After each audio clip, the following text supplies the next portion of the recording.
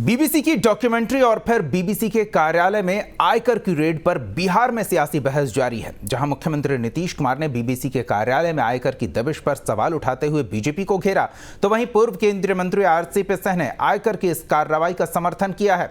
CM Nitish ने कहा कि बीजेपी के खिलाफ उठाने वाली आवाज को लेकर ऐसी ही कार्रवाई की जाती है, तो वहीं आरसीपी सिंह ने बीबीसी की मंशा पर सवाल खड़े किए। रेड हुआ था जो इनकम टैक्स का रेड किया था, एक डॉक्यूमेंट्री बनाया था मोदी, एक डॉक्यूमेंट्री बनाया था, उसके बाद उनके ऑफिस में रेड हुई है। कैसे देखते हैं? 60 घंटे तक रेड चली है। अरे वो अच्छा उसके बारे में कह रहे हैं। हाँ तो वो तो उसके बारे में कोई चीज़ बोल रहा था, फिर यहाँ पर क्या कर रहे हैं? हम तो अभी इधर लगातार घूम रहे थे, तो उसी बीच में देखा था कि तब, लेकिन ये बात समझ में नहीं आती है कि कोई भी कहीं का कोई भी है, या सब दिन से तो यही है, दुनिया भर में है, तो अगर उनके द्वारा कहीं से कोई बात कही जाती है तो उसके चलते एक्शन की तो बात अब समझ लीजिए इन लोगों की इच्छा क्या है। सर ये तो बहुत क्लियर कट है सर, सुनने आप भी लंबे उनके खिलाफ कोई बोलेगा तो जाएंगे। आखिर बीबीसी है क्या चीज़? ये भी एक ब्रॉडकास्टिंग कंपनी है, और इसकी शुरुआत कब हुई थी?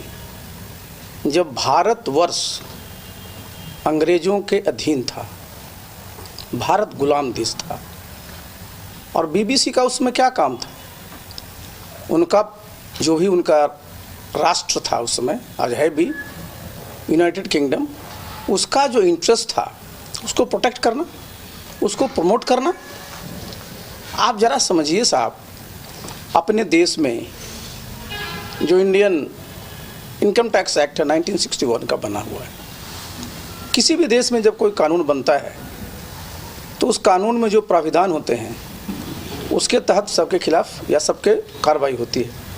अब इंडियन इनकम टैक्स के तहत अगर सर्वे किया जाता, मैं तो इंडियन रेवेन्यू सर्विस में रहा हूँ 2 साल तक, इस पर चिल्लाया जा रहा है और कहा जा रहा है कि साहब उन्होंने एक डॉक्यूमेंट्री बनाई, उसके बदले में ऐसी कार्रवाई की जा रही है। देखिए, सबसे पहले तो ज़रा मैं बताना चाहूँगा कि बीबीसी को ये कहने का कोई अधिकार नहीं है। बीबीसी अपने जिस देश का प्रतिनिधित्व करता है उसका इतिहास को देखे,